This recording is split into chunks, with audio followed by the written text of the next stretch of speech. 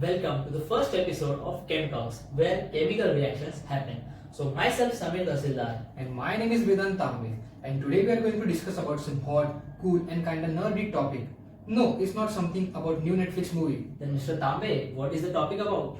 It's about Chilton-Coleman analogy and Reynolds analogy. Okay.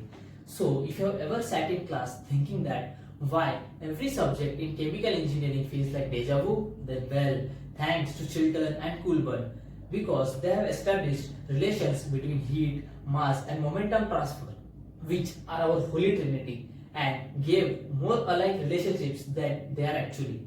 Exactly, he is right. So, before moving forward, I must ask you one question. Have you seen Avengers movie? Have you? Yes, I definitely. bet my audience has also seen the movie.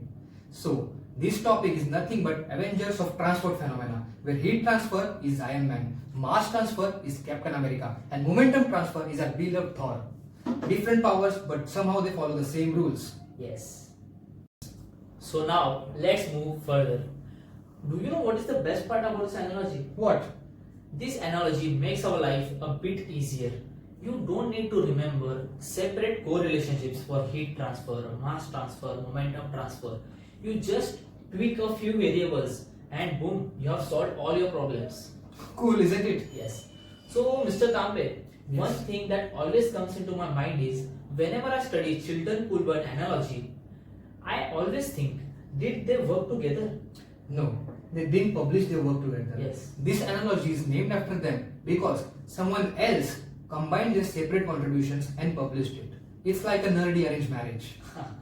So today we are gonna break this topic into simple terms, that is Chilton-Coleman analogy. Will study in depth how it relates J factors, why it works and how it is used in different problems. We will also solve few problems related to it and various assumptions, correlations, everything in detail will be studied further in this video.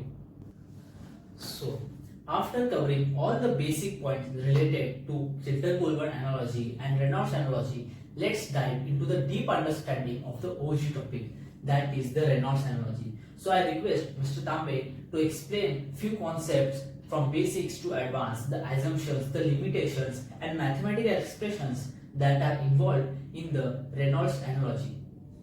Okay. So, Reynolds analogy is nothing but it's a shortcut. In smart way, it relates the different types of transfer coefficients such as heat, mass and momentum. If you don't mind, can I dive into some history? Yeah, sure. Okay. So, in 19th century, Osborne Reynolds noticed that the equations describing the momentum transfer and heat transfer looked a lot similar, especially when the flow is turbulent. Okay. So, he thought, why not create a connection? He created a connection and later on that connection became known as Reynolds analogy. Oh, so that was the story behind it. Yes. Okay. So, originally, the original idea behind this was if the fluid is transferring momentum, it's likely also transferring the heat. Okay. So, can you give me a mathematical expression related to it? Yes. So, the mathematical equation behind this Reynolds analogy is that Stanton number equals the friction factor by 2. This equation tells us that if we know how much momentum the fluid is experiencing, then we can estimate how much amount of heat it is experiencing without even solving the different equation for heat flow. Okay. Okay. So now before solving any questions, keep these two assumptions in your mind. And these two assumptions are, first one, it is only applicable, the Reynolds number is only Reynolds analogy is only applicable when the flow is turbulent, and second, when the Prandtl number is equal to 1. So, for most of the gases, we can use Reynolds analogy, but not for most of the liquids. We need to keep in mind that Prandtl number is equal to 1 and the flow is turbulent. Okay. So, thank you for explaining the topic so nicely. So now you might have got a deep understanding about what is Reynolds analogy, what are its assumptions, what are its limitations. So now we will also solve some problems related to Reynolds analogy. But further, let's move into next topic. So now we will be diving into something really core to chemical engineering, that is Chilton-Coleman analogy. Mr. Dasila, Yes, this one is must known if you are dealing with heat exchangers, mass transfer, and even if you are designing reactors. So let's break it down from basic. Now, So, can you explain me what is Chiltern-Coolman analogy? okay. So as Mr. Tambe has given us advice, let's start from the basic definition. So the definition of Chiltern-Coolman analogy is that it is an empirical analogy that connects momentum transfer, mass transfer and heat transfer. Okay. Now think it as a bridge. If you know fluid flow and all the frictions involved, you can easily estimate the rate of heat and mass transfer. So this is the basic definition and a clear idea of what is Chiltern-Coolman analogy. Okay. So, there are some J factors in this analogy or something? Yes. Can you explain me that? Now this analogy uses J factors. Okay. J factors are nothing but they are dimensionless numbers that connect various heat transfer and mass transfer coefficients. Jh is given for mass and heat transfer and Jm is given for mass transfer. So they are related to friction factor. Okay. So, can you explain me the key formula or tell me the key formula? Yes, definitely. They are related to each other by a formula where the formula involves JH, JM and F. So the formula is JH is equals to JM is equals to F by 2 where F is the friction factor and other two terms you are already familiar with. So this is the overall idea of the J factors and the key formula. So, moving forward, my next question is where can we apply this analogy? Okay, so we can apply this mostly in turbulent flows, inside pipes, flow over flat plates and inside the duct systems. You know, this analogy is super useful in heat exchangers, cooling systems and absorption towers. Now, as you are all now familiar with the J factors, we related J factors for heat and mass transfer with the friction factor and the formula was JH is equals to JM is equals to F by 2. But now we introduce specific formula for JH and JM. Okay. You know, for JH we can make it into dimensionless numbers where JH can be written as Prandtl number to the power 2 by 3 into Stanton number for heat transfer. Similarly, we can write for mass transfer as Jm is equals to Stanton number for mass transfer into SC to the power 2 by 3. Okay, so here is an interesting term of 2 by 3. Yes. So can you explain me about something about why the term is 2 by 3 and not 3 by 2 or something 1 or else? Very nice question. So this comes from a boundary layer theory. Basically what happens is in turbulent flow the thickness at concentration layer increases at different rates. Okay. So this 2 by 3 experimentally fits. So this doesn't mean it's just about the theory but it's also about the practical knowledge. Okay, very nice. So, as we have seen the most of these mathematical equations, now we are going to see what are the limitations. So, can you explain me what are the limitations? Yes. Now you know what are the limitations for Reynolds analogy. Same, we have limitations for Chiltern-Coolman analogy as well. So it struggles with different areas. First of all, it struggles with laminar flow. It doesn't really apply to laminar flow regions. Okay. Then it also struggles for rough surfaces. As we have seen all the equations, they are for smooth surfaces. But for rough surfaces, there are some errors. Next, it also struggles with convection or radiation. It doesn't work well. Then for high viscosity fluids also it doesn't go that well. So Okay. these are the basically limitations ahead for Chiltern-Coolman analogy. So, we have seen the limitations. Now, can you wrap up and tell me the summary of Chiltern-Coolman analogy? Yes. So first of all, we went through what is Chiltern-Coolman analogy, its background. We have looked into the definition, its relation. We have looked into J factors. We have related it to heat transfer, mass transfer, and equated with the friction factor. Also, we looked into specific formula for JH and JM. Also, you asked a very good question about the power 2 by 3. So that's also you have understood. We looked into limitations and everything is now crystal clear about Chiltern-Coolman analogy. Okay, so from now onwards, we are going to solve some derivations and some numericals on this topic. So, let's move forward. So, now let us start the numerical part and the derivation part. Firstly, we are going to solve the problem which says derive both generalized analogy equation, that is Reynolds analogy and Chilton-Colburn analogy, starting with explaining physical interpretation of all three transfer coefficients, give the limitations of both Reynolds analogy and Chilton-Colburn analogy. So this is the question and we are going to see its solution. Now, before deriving the Reynolds analogy and Chilton-Colburn analogy, we are going to see the physical interpretations of the three transfer coefficients. Firstly, we will see the physical interpretation of the friction factor. Now, let us assume there is a flat plate which is suspended in a uniform moving fluid whose velocity is v infinity. Let the plate be stationary and length of the plate be L, whereas its width be W. This is y direction and this is x direction, and the wind is moving in x direction, positive x direction basically. So, in order to calculate the total momentum flux at the wall, that is at the surface, we are going to calculate the momentum flux we are going to calculate the molecular flux plus convective flux at the wall, that is at the surface of the wall, that is at y is equal to 0. So, the total momentum flux pi xy at y is equal to 0 is given as molecular flux plus convective flux. Now, so in order to calculate the convective flux, we want a density into Vx into Vy.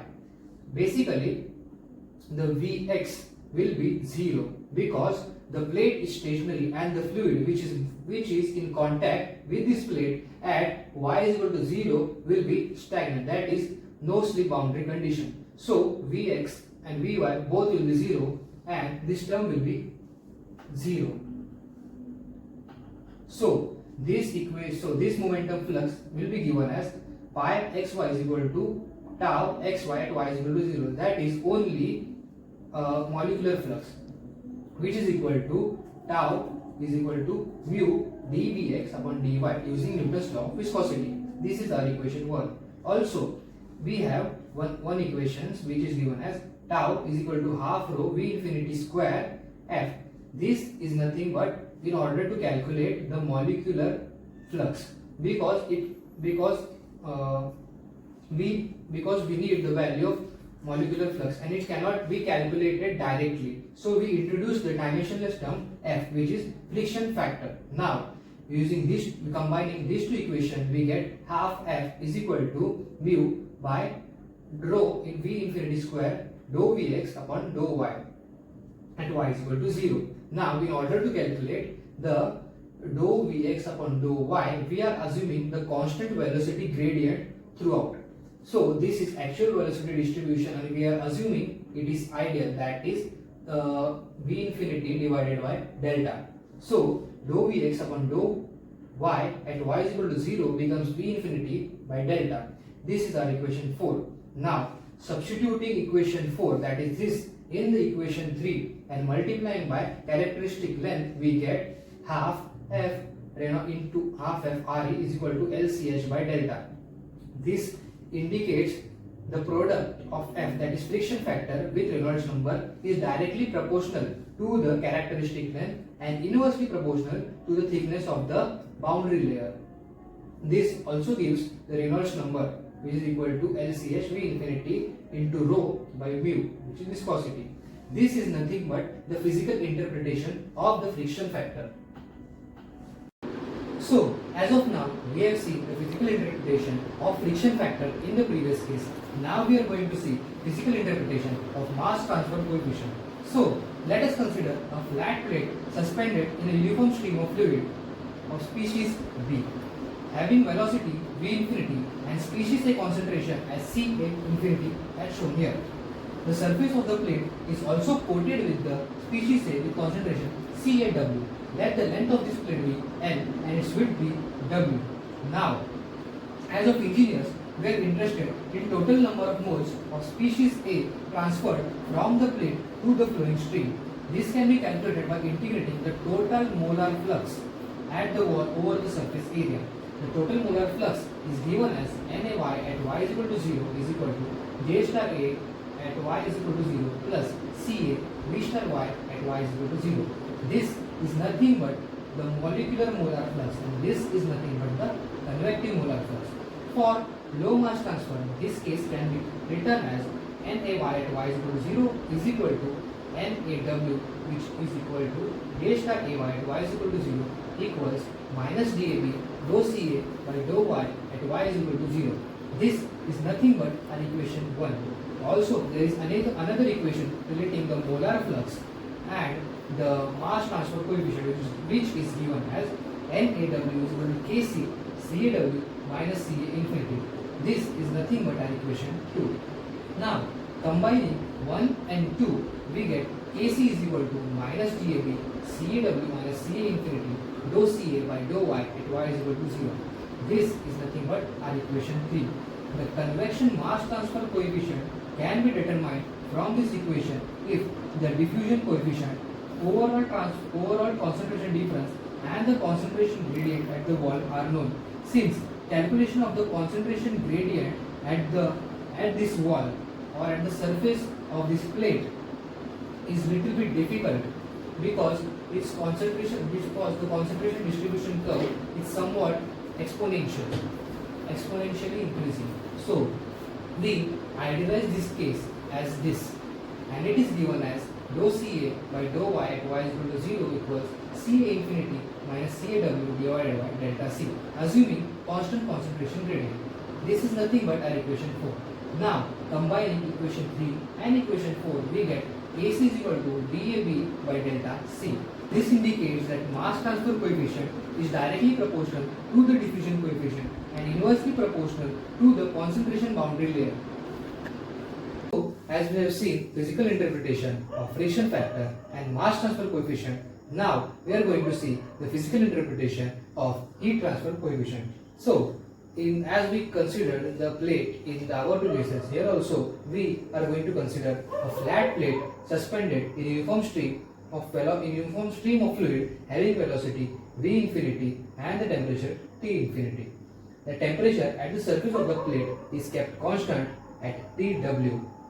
So, as engineers, we are interested in total rate of heat transfer from the plate to the flowing stream. This can be calculated by integrating the total energy flux at the wall over the surface area.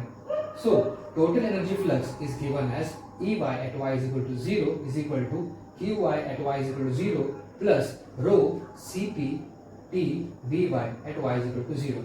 This is nothing but the molecular energy flux at the wall, and this is convective energy flux at the wall. As a result of no slip boundary condition at the wall, the fluid which is in contact with the plate is stagnant, and heat is transferred by the pure conduction through the fluid layer immediately adjacent to the plate. Therefore, this equation reduces to Ey for y is equal to 0 is equal to Qy, y is equal to 0 is equal to Qw is equal to minus K dou T by dou y at y is equal to 0. So this term is cancelled. Now, also there is another term relating the total energy flux, which is given as Qw is equal to H Tw minus T infinity. This is nothing but relation between the energy flux and the heat transfer coefficient. This is our equation 2. Now, combining equation 1 and equation 2, we get H is equal to minus K divided by Tw minus T infinity into dou T by dou y at y is equal to 0. This is nothing but our equation 3. The convection heat transfer coefficient can be determined from this equation if the thermal conductivity K of the fluid, overall temperature difference, the temperature gradient at the wall are known.